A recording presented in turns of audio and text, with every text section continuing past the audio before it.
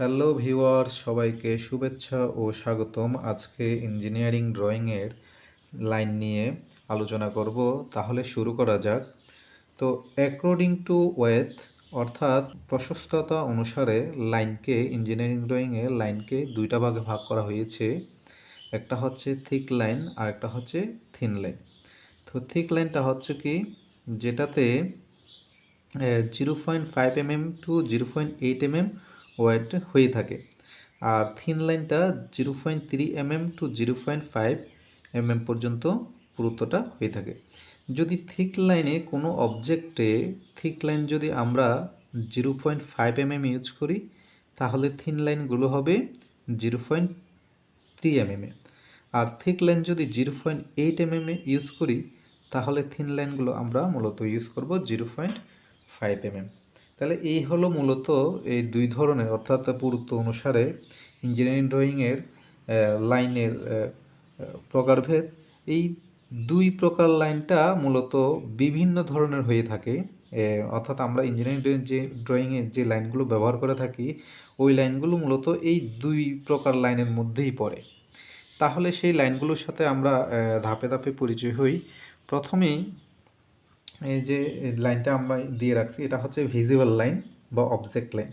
অর্থাৎ কোনো অবজেক্টকে যখন আমরা অঙ্কন করি, সেটার যে লাইনগুলো দেখা যায় বা আউটার যে লাইনগুলো, সেই লাইনগুলোকে মূলত ভিজিবল লাইন বা অবজেক্ট লাইন বলি। আর এই লাইনটা হয়ে থাকে মূলত থিক লাইন, অর্থাৎ এটা 0.5 mm থেকে 0.8 mm পর্যন্ত পুরুত্ব হবে।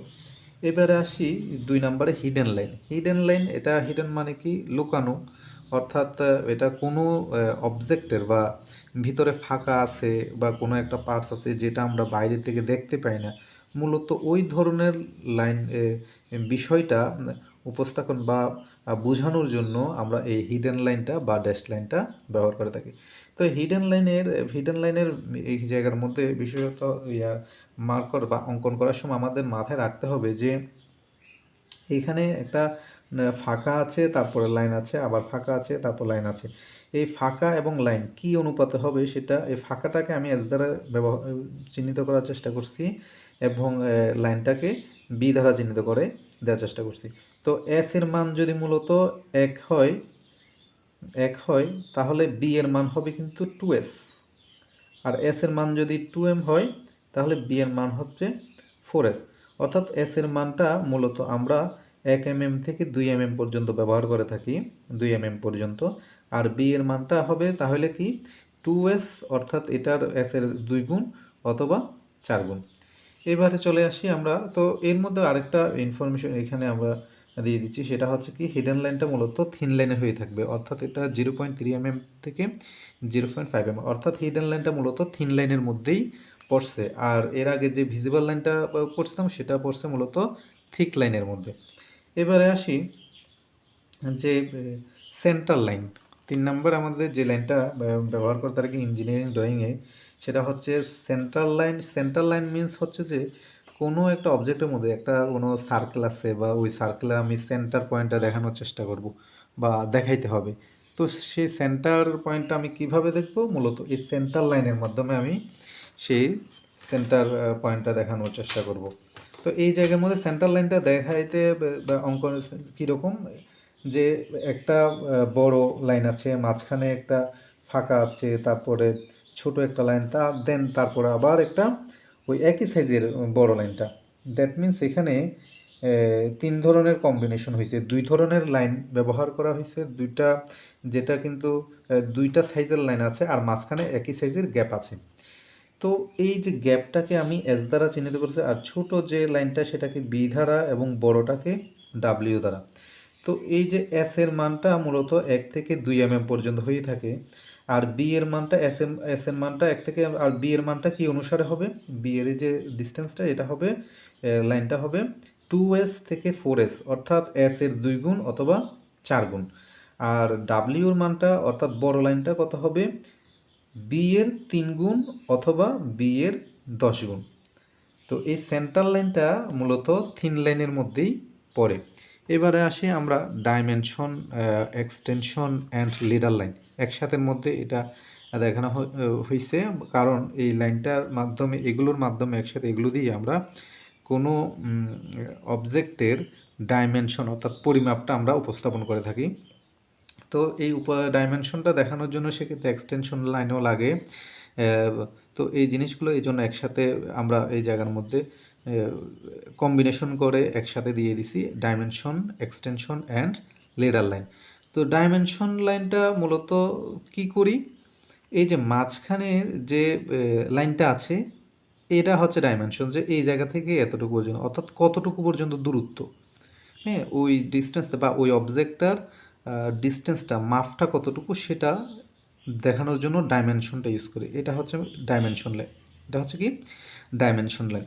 আর এই ডাইমেনশন লাইনটা যে আমি এটাকে একটা এই জায়গার মধ্যে দুই পাশে ভার্টিক্যাল লাইন দ্বারা সীমাবদ্ধ করে দিচ্ছি, মানে এতটুকু পর্যন্ত আমার মাপটা হবে, এতটুকু পর্যন্ত। এই যে লাইনটা দ্বারা আমরা সীমাবদ্ধ করে দিচ্ছি এটাকে মূলত বলা হচ্ছে এক্সটেনশন লাইন। এই লাইনটা বলা হচ্ছে এক্সটেনশন লাইন। আর এই যে এক্সটেনশন বা কোনো অবজেক্টকে যখন আমি ওটার ইনফরমেশনটা দেওয়ার জন্য চিহ্নিত করার জন্য একটা লাইন নিয়ে টেনে নিয়ে দিই, বা এটা যে ডাইমেনশন লাইন সেই ডাইমেনশন লাইনটাকে আমি এই একটা লাইন দ্বারা চিহ্নিত করা বা দেখানোর চেষ্টা করছি বা বুঝাইছি যে এটা ডাইমেনশন লাইন। তো এই জিনিসটাকে কি বলে, তো মূলত এই যে জিনিসটার মাধ্যমে আমরা যে লাইনটার মাধ্যমে বোঝানোর চেষ্টা করছি এটা হচ্ছে লিডার লাইন। ঠিক আছে, তাহলে এটা হচ্ছে মূলত লিডার লাইন। তো তো লিডার লাইন মূলত এখানে আরেকটু বিষয় বলে দিই। লিডার লাইন আমি এই যে মূলত এত লম্বা হয় না, কারণ লিডার লাইনে যখন অঙ্কন করে তখন 60 থেকে 45 ডিগ্রি অ্যাঙ্গেলে টানা হয়, ঠিক আছে, কিন্তু এই হরিজেন্টাল লাইনটা হবে 3 mm এর মতো, এই হরিজেন্টাল লাইনটা হবে 3 mm এর মতো। আচ্ছা এবারে আসি আমরা পরের লাইনের মধ্যে সেকশন লাইন। সেকশন লাইনটা হচ্ছে কি, সেকশন লাইনটা হচ্ছে কোনো একটা অবজেক্টকে বা ব্লককে যদি আমি কর্তন করি তখন কর্তিত অংশটা দেখানোর জন্য আমাদেরকে মূলত যে লাইনগুলো ইউজ করি সেটা হচ্ছে মূলত সেকশন লাইন। সো সেকশন লাইনটা এরকম হয়ে থাকে যে কোনো একটা পোর্শন কাটছি, ওই কাটা অংশটা দেখানোর জন্য মূলত এরকম আমরা সেকশন করে দিই। তো সেকশন লাইনটা মূলত থিন লাইন হয়ে থাকে। ও এই জায়গার মধ্যে আরও একটা কথা বলে দিই, আমরা এর আগে যে dimension, extension and ladder line পড়ছি, তো এই লাইন ডাইমেনশন লাইনটা মূলত থিন লাইনে হয়ে থাকে, সেকশন লাইনটাও থিন লাইনের অন্তর্ভুক্ত। এবার আসি cutting plane line. Cutting plane line কি, তো কাটিং প্লেন লাইনটা মূলত কিসের থিকের লাইনের অন্তর্ভুক্ত। তো এটার মাধ্যমে কি করি, কোনো অবজেক্টের ইমাজিনারি কাটিং দেখানোর জন্য মূলত এই লাইনটা আমরা ইউজ করি।